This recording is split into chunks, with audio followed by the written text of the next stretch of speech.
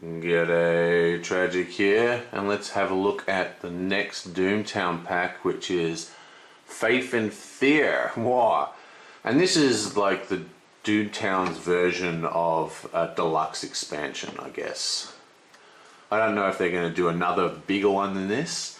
So you got the normal packs that look like this, and you've got these big ones here. Now, the same as the way the LCGs work, these guys have more cards obviously, but more importantly, they introduce new ideas, like they really shake up the metagame. So let's check it out. Now, this is the pack that introduces Blessed and Miracles, which is a new type of spell, kind of similar to hexes.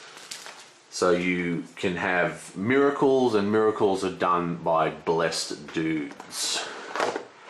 Oh, very nice box. I might keep this box instead of cutting it up, just so I have a, would be a nice place to store extra tokens or something interesting.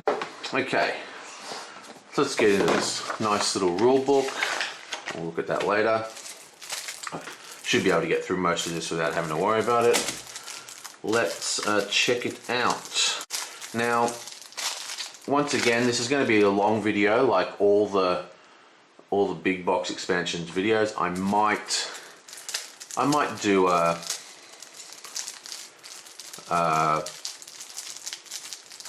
what's it called? I might split it up into sections, we'll see. It just depends how long the video is. Right, and the reason why I'm opening both packs is because this also introduced new ID cards for all the existing factions. So we're going to look at them first. Bam! Unfortunately, I can't use my fancy mic, because I've just installed Windows 10 on my computers and I cannot get the file sharing working. So I can't copy files around the network. So you're just going to have to we're just using the mic on the camera. So sorry about that. Anyway, let's get into this. The Oddities of Nature. Now, the Oddities of Nature is a new ID for the Carnies. Let's have a look at the original one. There's some stuff going on here. For starters, it's got one less resource. Now, I've particularly had problems with resourcing using the fourth ring, and the fourth ring ability is actually a resource gem, but at the same time the Oddities is a resource gem. So let's just have a quick look at the two abilities. This one says React Boot. After your dude succeeds at a spell pull while not at home, you may discard a card from your hand to gain one Ghost Rock and draw a card. Now remember, discarding in this game is not as brutal a cost, because there's two types of graveyards. There's Boot Hill and the normal discard pile, and that discard pile gets shuffled back in every time your deck empties. It's only things that go to Boot Hill that get aced that are out of the game. So it's actually a very, very good way to increase your card draw by discarding using this ability, and you're getting Ghost Rock. I think it's a very strong effect actually. Now this guy starts with 19, this guy starts with 18. Now let's have a look at what the Oddity one actually does. For starters, your Abomination dudes get +1 influence while in the town square. Now this is, I guess this is a neat, like this ID is obviously about dominance of abominations. Okay, now there's quite a lot of abominations, there's definitely more coming, so this card's going to get stronger and stronger. And one of the problems with abominations is that they have low influence. So this is a needed clause, if you know what I mean, to make this ID function. But the real root of the ID is this bit. Noon Boot. Boot your Abomination in the town square to gain one Ghost Rock. Boot an opposing dude in the town square. Okay, so this is a very aggressive ID. Okay, this is for, because the fourth ring and the decks that I enjoy playing with the Carnies is, you know, a huckster orientated deck. And the thing about hucksters is, and something in the game in general, is that it's a build-up. It has quite a lot of setup time as you're getting everything organized. And that's one of the problems some people have with this game. It's a lot of moving and counter-moving, and there's a kind of stall at the beginning of the game while everyone gets their decks into functioning. You know, because there's a strong spatial element to this game as you move around the deeds. This can lead to quite long games. And I think this idea here is a great example of the devs recognizing that and throwing something in to try and increase the aggressive nature of the Carney faction. You want to get your you want to get your abominations out. You want to go into the town square, stake it out. You can tap people, and of course, when you're tapped, you know, whatever they call it, booted. Then, when you're tapped, right, you can't refuse shootouts. You know, I mean, it's a really strong way of hammering down people, and controlling the town square is vital to aggressive decks because of the adjacency rules. I think this is an interesting card. I'm not sure that there is actually enough abominations to make this a real thing right now, and personally, I just love the hucksters so much. Fourth ring is kind of my deck. Like the Carnies is kind of the deck that I play the most, like by far play the most. And I just find that, you know, do I really want to give up my awesome huskers with their cool spells? Not really. Still, interesting. And I'm going to bet we're going to see a whole bunch of abominations in this set designed to work with this card. Okay, so we've got a slightly more aggressive ID for the Carnies. Now let's check out Morgan. Okay, so here is the original Morgan one. Let's have a quick look at it. Boot one of your dudes to play a deed, reducing the deed's cost by the dude's influence. Move that dude to that deed. Okay, so this, as you know, is a hugely powerful card for getting out cheaply dudes. You know, it's a mana accelerator. Very, very strong. I'm not a big fan of Morgan Cattle Company, but this is a very good deed. I mean, there's a lot of I think there's that deck, Dudes and Deeds. That's what you use with this guy. Anyway, let's have a look at the new one. React Boot. Before pulling for a skill check, increase the difficulty by 2. If successful, gain 1 Ghost Rock. And unboot the dude if they're booted to use the skill or ability. Okay, so this is a very, very strong card for creating a deck archetype. Now, basically, in this game, there are these things called gadgets, obviously, which are very, very, very fun. You got flamethrowers, and you got mind control helmets, and you got all these cool gadgets, robotic horses and stuff. But the biggest problem with the gadget decks, or the gadget decks that I've tried to make, is that they're slow. Okay, because every time you do a gadget, you got to tap your mad scientist, right? And usually it's not the mad scientist you want to have the gadget. You want to create the gadget by the mad scientist and then trade it to your actual target. You know what I mean? So it slows down. And because the mad scientist taps when you're actually creating the gadget, it means that the person you want to trade it to has to be at the location that the mad scientist is at. Because, you know, once you're tapped, you can't move. So when you're trading, you can trade to someone if you're tapped, but you can't trade back to yourself. You can't take things. Anyway, what this is basically giving us is the ability to do two things. One, we can create a gadget, and I'm talking about gadgets. I mean, it's a skill check. It could be anything, but gadgets is really Morgan's thing. You can build 2 gadgets in the one turn, like off the one scientist. Okay? Different rounds, but you know, off the one scientist. Or you can build the gadget and then move to another location and then trade it. You know what I mean? So you get to build it, move it, and trade it, which that alone hugely changes the speed of the gadget deck. And I think that is awesome because, you know, the things that I like about the most in this game, spells, the weird gadgets, like all the Weird West stuff is way more interesting to me than normal horses or just, you know, outlaws or whatever. So the idea of the gadgets, getting a deck that can function with the gadgets, Sweet. No, I've only got one. I should have 3 of these. I must have 2 Morgan decks made up. Okay, next. The Arsenal. Okay, so this is a Law Dogs. Well, the sheriffs or whatever. Have a look at the original. The original was, choose a dude, boot your dudes with a total influence greater than the chosen dude's influence to raise that dude's bounty by 1. Crap. I mean, obviously it comboed fantastically with, you know, Bounty Hunter or whatever, but no, I was not impressed with this faction, to be honest. So let's have a look at the new one. Let's hope it's better. Noon repeat. Interesting. So that's new already. Okay, that means that this doesn't boot. You can do this multiple times in a single turn. Boot a gadget or spell attached to your dude to have them call out an unbooted or wanted dude. Okay, that is very interesting. Again, this is more aggressive.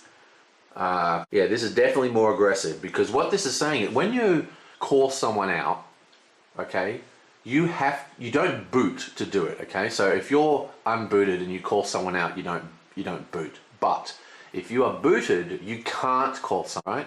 So what this idea allows you to do is to actually call people out when you're booted, which is a huge difference, because you're actually booting the attachment of the gadget or the spell, and then, you know, so it doesn't matter if the actual dude himself is already booted. So it already gives you like an advantage, okay? So you can move to a location and you move there and you're booted, okay? But you don't have to wait until you unboot. You can just still attack and call people out. Very, very strong. The thing I'm not quite sure about is the base rule. This is actually something that I don't know. Someone might have to tell me. The base rules say that you cannot call someone out at their home location, okay, at home. But there are cards, and this is one of them, that actually have a call out as part of the card text. Does that override the home? Can you use this card to call people out at home? If you can, that's very strong. I think this is a strong card, and I need to check up on that particular aspect of it. But again, this is to increase aggressiveness. You can move to locations that tap you, and you can call people out before they have a chance to move, or they move there to defend. They might come in tapped as well. You can call them out, they can't refuse. There's lots of ways that this increases the ability for you to attack someone. Very cool. Super cool. Okay, now we have the Sloan Gang. Okay, so the original one was noon boot. Boot your dude in the town square. If that dude is still in town square during the sundown phase, either gain 1 ghost rock per other player, or your dude permanently gets 1 control point if they do not already have one. Okay, so Sloan, as you know, is the hyper aggressive deck, you know, just bullets and combat, that's their thing. Okay, now one of the things that is the problem with that is that it's always had this problem of low influence, you know what I mean? Which a low, you know, because you're putting out so many players, like so many, you know, combat people, that you're not putting out a lot of control points. So this ID was always about gaining this, forcing people to engage you, or you'd gain extra control points. So let's have a look at the new one. Your dudes with 4 or more bounty are worth +1 control point. Okay, noon job. Boot this card, not the job leader. Very important. So again, remember I was talking about how in shootouts you don't have to boot to actually initiate. You do for jobs, but this card means that you don't have to. To mark the town square, if successful and your leader is still in the posse, give them 2 bounty, then gain a ghost rock equal to their bullet rating to a maximum of 4. Okay, this has a 1 less than the original. I actually much prefer this one, okay? There's quite a lot of mechanics that revolve around wanted and bounty, but there hasn't been a lot of incentive to really push that concept of the game. There's a lot of punishment, but not a lot of reward for having bounties. This one, and there's so many cards that can manipulate bounties, and there's all sorts of characters that gain bonuses by having bounties, especially in Sloan, you know, and in the neutrals. So being able to put on bounties, gain money, gain control points, I think this is a great card. And this is the kind of card, much like the original, except better in my opinion, that's going to force people to engage you. Because one of the ways you get around Sloan is you just kind of hang back, you know, just don't engage them. If they're an aggressive deck, why bother engaging them? But if you're not engaging them, they're just going to rack up huge amounts of money, getting more men on the table, huge amounts of control points. It's going to be very, very hard. It means that you're going to have to fight him. This could really be a snowballing deck, one of those decks that it's all about getting massive, massive board space, just higher and higher and higher. Excellent. I'm really, really like this new one. I'm not a big fan of Sloan, but I think I'm going to give that one a go. Okay, so that's the new IDs. Let's check out the first of the dudes. And we have a Carni Pagliaccio. Except it's, I don't know enough about my Italian. I think that's spelled a bit weirdly. Anyway, whatever. It's a really low cost, low value. 2 of spades. Meh. 2 of spades. You know, like I said, when I play Carnies, it's to play huckster decks. You don't want low cost dudes. Now this is definitely, oh, you know what's interesting about this? It's non-unique. So this is an abomination designed for the new ID. It's low value for starters, which means it doesn't work well with huskers. Because it's non-unique, you're gonna want to have multiple copies in, so you can get multiple versions of this guy out. Because what you're really looking at here with the ID, because the ID, of course, gives you +1 influence when you're in the town square. What you're looking at is actually a 2 cost, no upkeep, 1 copper, 1 influence. Not bad. And you can have multiple copies of this on the table at once because it's non-unique. The problem is, of course, if you're going to have 4 copies or whatever in your deck, then that's very, very bad for doing huckster pulls. Which means it's going to force, this is a card for a new type of Carni deck. I love that. Okay, Shootout Boot.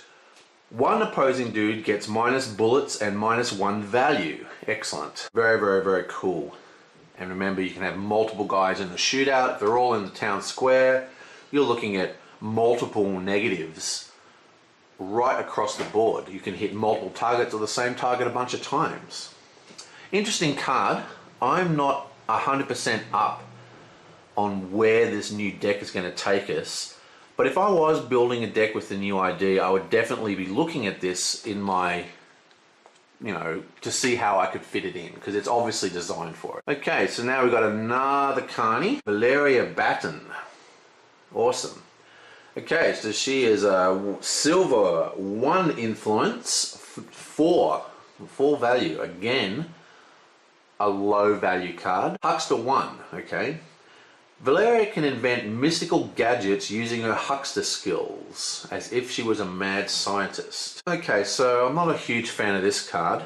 Basically, if memory serves me correctly, there's like one, yeah, I'm pretty sure there's like 1 mystical gadget in the entire game. It's like some kind of fancy pistol. Let's have a look here. See if I can find this pistol. Diamonds, diamonds, diamonds, diamonds.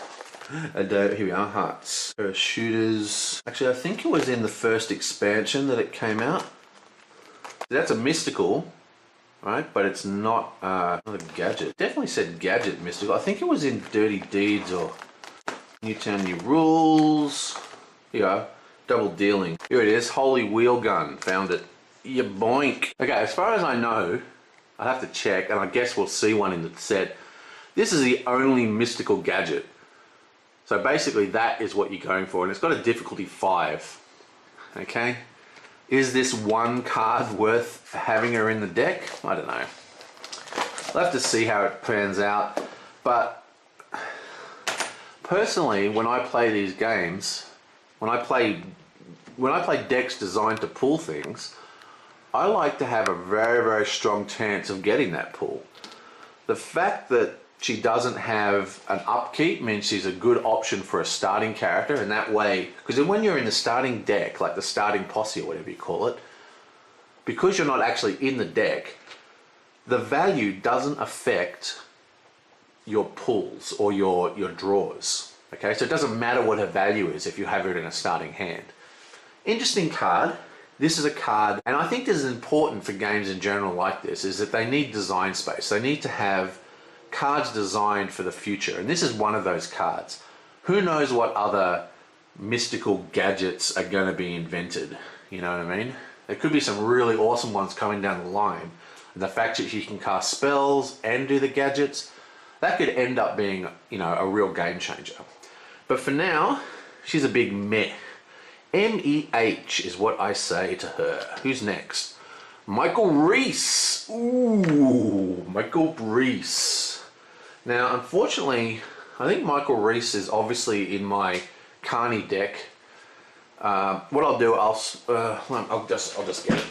Okay, so this is the original Michael Reese. Okay, one of my favorite cards. Boot a hex on Michael to move him. That is so strong. I've often said that movement is probably the biggest thing in this game. One of the biggest things anyway. And being able to move without booting is just a ridiculous. You know what I mean? Like, it's so strong. And I really think that, I'm already writing it off, but let's have a look, because that is such a good ability. This obviously is experience 1, okay? So he's gained some value, he's gained a bullet with the experience upgrade, he's gained a cost. Now remember, if this guy's on the table, you can play this for free. And if this is on the table, you can actually downgrade to this one for free, which is interesting. Shootout. Boot a hex or mystical goods attached to the Michael to give an opposing dude -3 value. Interesting. There are some... I'm not sure what I feel about this. I think the movement is way stronger. I just do. But value is where a lot of cards trigger. And what I mean by that is the lower your value, the easier it is to be hit by event cards and, you know, shotguns and pistols and all that kind of stuff. It's all based upon value, really. So the lower the value, the easier it is for those cards to trigger. So there is a combo effect here. This is a way to ensure your comboing cards or your damage cards are gonna hit. But versus the loss of this ability of being able to move, like my entire Carney deck revolves around Shadow Walk and being able to move freely around the board. I don't know. Interesting, but not sold on that one. But it's good to see more upgrade cards. I like the entire concept of upgrade cards. What is interesting about this upgrade card is it's not following the format of the ones from the last pack. So this is a 9 of spade, 2 of spade, instead of a 2 and a 3 of spade. Cool, cool. So we're out of the carnies and now we're into the sheriffs. Oh, and here we have our first of the new keyword. Bam! Okay, so this is Reverend Perry Inboy. He's a 3 value and he's no influence, 1 copper, well, you know, a copper, and he's blessed 2. Now, blessed is the new keyword for the new spell type called Miracle. Okay, to cast miracles, you need to be blessed. And it's the same as all the other skill checks like Huckster or, you know, building gadgets. So the 2 means you add to the pool. Now, there'll obviously be miracles somewhere in this deck. Let's just find one. These are miracles, these white ones, yeah. So basically it's just a new spell. Basically a new type of huckster. They behave very differently to the spells that you'll see when we go through them. Noon Boot. Perry makes a blessed skill check of difficulty 9. If successful, unboot Perry and a law dog at this or an adjacent location. Wow, that is extremely strong. Love it. As I said, I think one of the most powerful effects in this game is moving. I've said it many times. I've just got to stop repeating myself. Being able to unboot people after they move, huge. Now remember, adjacency works in mysterious ways in this game, okay? There's adjacency and there's also movement without booting, which is different to adjacency, okay? So there's certain locations you can't move to without booting, but that's not the same as it not being adjacent.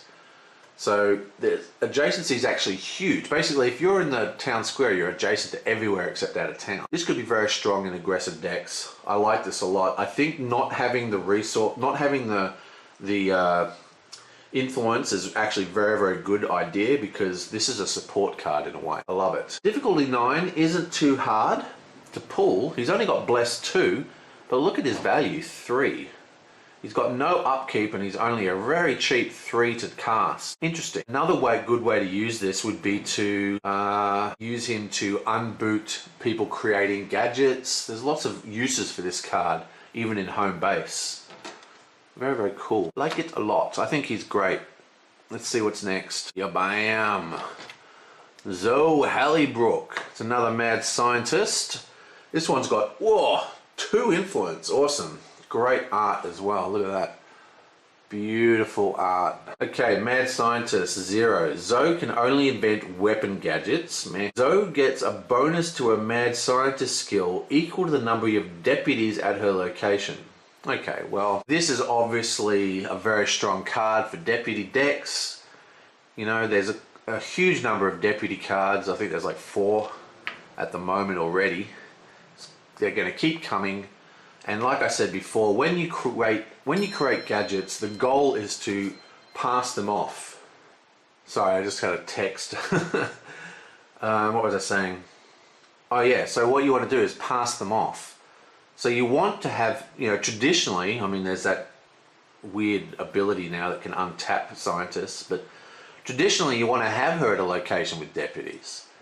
And she's got a nice juicy jack for great to go into decks for pull, so you can actually have her in.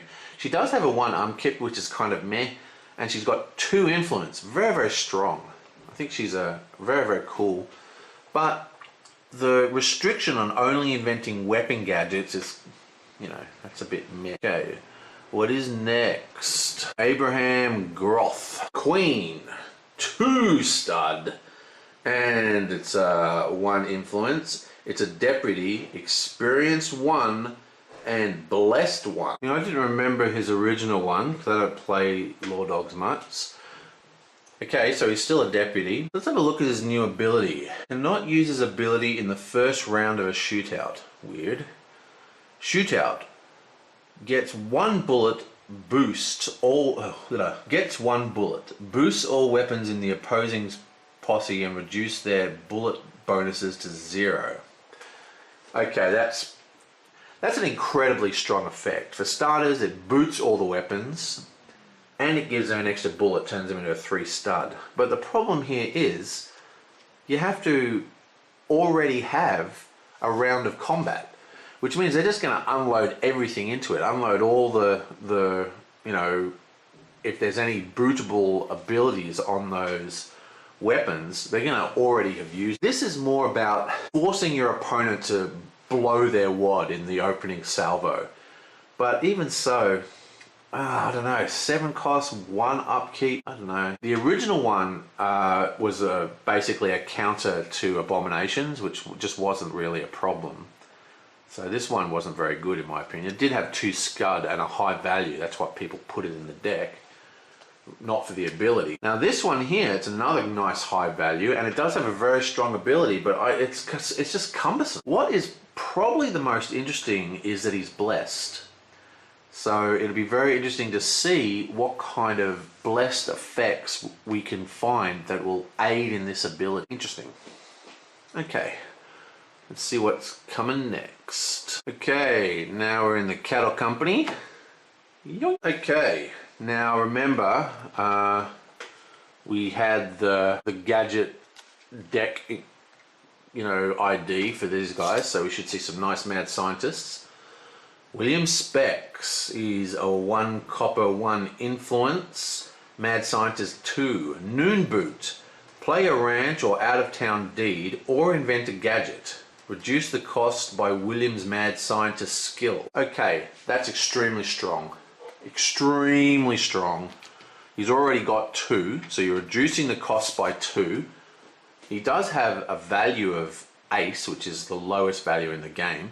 So you're looking at a starting posse if you want to use him as a way to, you know, have him on the table so he's not affecting your draws. The one upkeep is a bit upsetting for him, but this ability is extremely strong, I feel. You're basically reducing the cost of the skill. Now there is, if I can find it, check out this sucker. Raise or lower the skill rating of a dude at this location by 2. So that's like, bam, 4. So he's a mad scientist 4, helping for his gadgets building, but maybe even more important, playing out ranches, you know, and out-of-town deeds. I think he's a very strong character. It's a nice little combo going with the Morgan Research Institute, which are probably playing anyway because it's a three every turn in the upkeep. I like it. I like it a lot. I think he's awesome. And once again, he's about accelerating that gadget deck because you get out the gadgets cheaper. Nice. Okay, what have we got here? Okay, Jen. Mad Scientist 0. Boo. Okay, another 3 costs with a 1 upkeep every turn. 5, not a particularly good value for having in your deck. Maybe you want her on your opening posse as well, but I think this guy is way stronger. Well, so far, just by knowing. Let's read her. Maybe she is strong. While Jen has a horse, she gets +1 influence. While Jen has a gadget, she gets +2 bullets. Okay, so she is definitely part of the aggressive deck. Okay, the aggressive gadget deck. And look, they've kind of even given you a hint by the card art there. If I find it, there is, boom, the mechanical horse. This could even be her. So this is a mechanical horse. It's a horse and it's a gadget. And there you go. So she'd get the influence and she'd get the bullets from this one card. And this has a pretty damn cool ability too. So remember, you can't have multiple horses on a single character. Still, I think she's very, very strong, but a very different type of character. I don't think you'd want to run her and this guy because the upkeep would be a bit hard. It is only 3 to put out, but I think both of these characters go into different kinds of gadget decks. This one is definitely more aggressive than this one. I like it. I like her a lot. Especially because she uses the mechanical horse, which is just awesome in every way. Okay, so now we have Lahane, or Lahini, or whatever. Experienced 1. You know, I just love the experience, you know. I think it's so cool because one of the cool things about this game is all the characters. And, you know, you get attached to these characters. You know, they're named, they're all unique, so you don't have multiple billions of copies of them. They've got strong personalities in the game. And these, you know, these are just like, here's this guy you like again, you know what I mean? You get to see like a better version who's gotten better at it while you've played the game and got better at the game. I just think the experience keyword is awesome. Okay, so he's gained a bullet and he's gained some value. He's also gained a couple of points in the base cost. Remember, you can play him for free. He's still got that horrendous upkeep though. Boot Lane's horse to choose an opposing dude and an adjacent deed. Boot that dude. Lane moves to that deed and calls out the chosen dude. Wow, that's awesome. That's fantastic. That's basic. I can't remember the name of it, but it's basically, there's like a, I think it's called Run 'em Down. I can't remember, but there's a club that does a very similar thing. Now remember, when they're booted, they can't refuse the call out. So this is a hyper aggressive card. He's got 2 stud. He's got 3 influence, which means he also gains control. I mean, if they've only got 1 person there, he can go there and gain control of the location. You know what I mean? And then tap the location for whatever, you know, needed reasons. Very, very strong card. Love it. And pretty aggressive. I think that's like a, I was saying that at the beginning. I think that's going to be a key to this game, to this set, is aggression. Okay. The Fixer! Oh, Database Zero himself, eh? Or Divided by Zero. I don't know why I always call him Database Zero, whatever. And we have Ace, Boo, 4 copper, 2 influence, and he's a grifter. Wow. Is that the first grifter we've had? Is that the first grifter we've had? I thought there was more grifters in this pack. Has there been a grifter and I just haven't noticed? Nope. to look out for. Now, this is another fantastic idea in Doomtown, and not in Doomtown. This is from Doomtown Reloaded. This is part of the concept from the new designers, and it really is genius. Basically, you know about mulligans, right? The mulligan is not part of the game rules anymore. Instead, the mulligan is placed inside a timing window that happens at the beginning of the game that is triggered by the grifter effect. So to do a mulligan, you need a grifter that gives you the ability to do the mulligan. Now this is a grifter, and he gives us a new ability to do in that same window instead of the mulligan. This is genius. This is so simple. I cannot believe someone didn't think of it sooner. I love this idea. Fantastic. Really brings something new that this, to this, not only this game, but to card games, you know what I mean? I would say that this is the kind of thing that could become a standard in future idea. Like, it's that good an idea, having the mulligan inside a timing window that is a triggerable effect. It's just brilliant. Okay, React Boot.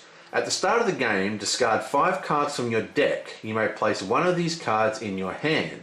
If that card was an action card that starts a job, unboot the fixer. Okay, so this guy is redonkulous, isn't he? I mean, he's got 4 copper. He has to be a starting character. You know what I mean? And he's got 3 upkeep, which is a bit, ooh, that's scary. But what we're looking at here is, unlike a mulligan where it's like, okay, you've got to redraw your entire hand, this is a search for your best card. Okay, so you've started the game. Out of all the cards you draw, the next 5 cards you draw, let's just take the best one and chuck out the junk. This is a huge acceleration. Very, very good. And there are, Sloan has a lot of jobs, so you could untap him. The 2 cost is good. The 3 upkeep, you might even discard this guy. You know what I mean? He only costs 2 to put in your thing. You might just discard him, before the upkeep's calculated, to get rid of that 3 if you can't untap him and get him killed in the opening salvo. And if you can make him hyper aggressive. Move him somewhere, start a noon job with the one you just picked, boom, 4 copper in your opening hand. What the crazy. He's extremely strong. Love him, absolutely love the fixer, because he fixes your hand. Ha ha ha. Ah, they're clever. Okay. Ooh, this is a bit much, this art, isn't it? Looks like Sub-Zero.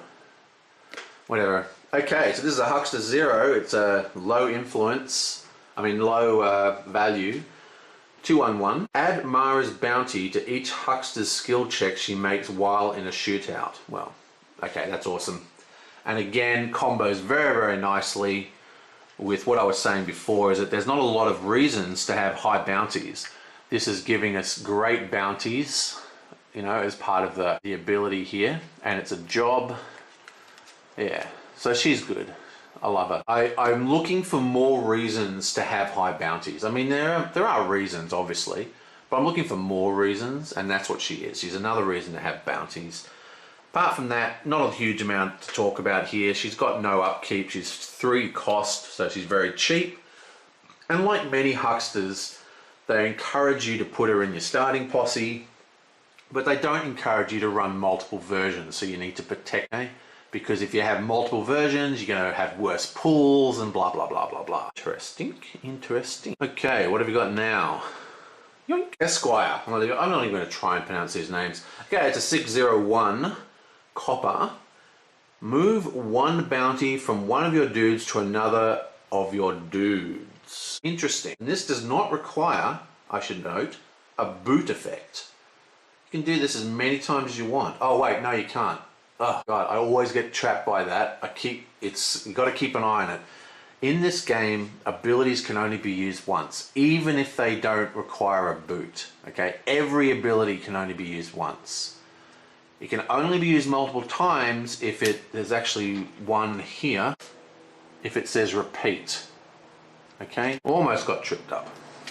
Anyway, he doesn't really appeal to me a lot. Obviously, bounty manipulation is going to be a thing with this new ID, but only moving 1 bounty. Sister Lewis Altwell. Okay, for starters, you've got a long way to beat my favourite nun in card games, okay? So let me just say this straight out of the box. Pretender! Legend of all time. Okay, let's get back to it. Sister Lewis Altwell. Okay, it's an 8/2/1, nice. Union, it's a blessed. Union. Ah, that's a new keyword as well. Okay, what union is basically there's Union and there's the Confederates, right? And basically you cannot play a Confederate if you have a Union on the table. Now note that she is neutral, right? And that's the way it's designed to work. It's designed to split the neutral cards up. So you can make neutral cards that are very, very strong. And this is another example of really great thinking by the designers here. One of the problems with neutral cards in every card game known to man is that they become staples in every deck. You know what I mean? It's like every single deck wants to have this one guy in it because it's super strong, you know? Or you make a couple of strong neutrals and the interaction can really break things. You know what I mean? You see this actually in Call of Cthulhu. There's some incredibly strong Call of Cthulhu neutrals. But what this Union and this Confederate concept does is it actually splits the neutrals and possibly even some of the other cards into two distinct groups that can have hugely powerful effects that will never interact. Very, very smart. So let's see what she does. Boot a miracle on Sister Lewis to give a dude in your posse 1 bullets plus 3 value. I mean, it's good. It's good. Plus 1 bullets is always good. Plus 3 value is always good for, you know, avoiding clubs. But seriously, you suck, I rule. Okay, next. Felix Amador. Okay, now he's a Confederate. So again, these two cannot be used together. Union, Confederate, they don't mix. They kind of dislike each other because they're probably at war. I'm not quite sure what the setting of this is.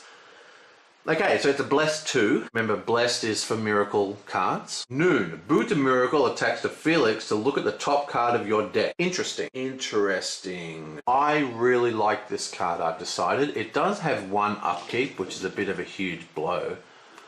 But, you know, in a game where you're drawing these great big shootouts, you're thinking, who cares about reveal? What does 1 card matter to me? Well, 1 card is how you do pulls and skill checks. When you're doing a skill check, you reveal the top card, boom. You now have, if this guy's on the table, you have completely safe pulls. He's only got blessed 2. Am I gonna be able to cast this miracle? Oh, actually, let me just check. Now note, it does say look at, not reveal, so you don't have to show it to your opponent. I like this. This is the kind of card that will, I call them smoothers, you know. This is what I call a smoother. It allows the deck to function with less hiccups, okay? It makes it the whole deck run smoother. In this case, because you can do pulls with previous knowledge, you know, of what's going on. What you'd like to find at some point is a card that makes the top of the deck face up. Well, you see that in a lot of games. You can hear my cat running around like a buffalo. Interesting, like that one as well. Boom, and now we have a Queen Huckster. That's what I like to see. Queen neutral Huckster. Nicodemus Wheatley. Okay, so he is a value of Queen, which is, you know, very, very high. It's a 1 stud, 3 influence, wow. Now Wheatley, that name rings a bell. I'm not quite sure why. Anyway, while your dudes are in town deeds, they gain the ability Noon Boot. If this dude has 1 or more influence, give Nicodemus a control point. If this dude has 1 or more influence, give Nicodemus a control point. Okay. He starts with 3, so you have to lower his influence by 3 before that effect doesn't trigger. At the end of sundown, if he is ever at home, he loses all his control points. Okay, interesting. This is basically a win condition. Okay, you can, if this dude has 1 or more influence, give Nicodemus a control point. While your dudes are at the town deeds, they gain the ability. Okay, so this basically gives all your dudes this ability, okay, to gain control points. So it's obviously a win condition. This is going to make Nicodemus a huge target to be attacked. Very, very strong, and it's sort of cumbersome, you know, but if you suddenly tap all your dudes, how you're going to protect. But even so, this is obvious. If you can build a deck around this wind condition, and I think building decks on wind conditions is a great way to build a deck. Okay, you can have all the fancy tricks you want in the world, but if you don't have a strong wind condition, how are you ever going to win it? So you think about your win condition, and then that's where I actually start my deck design. This guy is obviously a win condition, but it's tapping all your guys is going to be very, very difficult, you know, unless you somehow get them to, you know, completely pass, you know, and just stop playing. I don't know. Which they're never going to do if he's on the table. Interesting. Well, if they can afford it. Strong, very strong effect, but sort of cumbersome. Oh, and that's it. That is the end of all our spades. Wow, look at all that. Huge. About the size of a normal pack, just of new characters. So we've got a few blessed people. God, he's actually pretty strong. I really like this guy. Yeah, some good stuff here. This dude, crazy. Very good, very good, very good. A lot of good stuff in here. Meh. Anyway, so. Okay. Boom. Now, I might split this into a separate video, because look, we've got that whole entire stack again. We're probably already over an hour. Okay, I'll catch you guys later.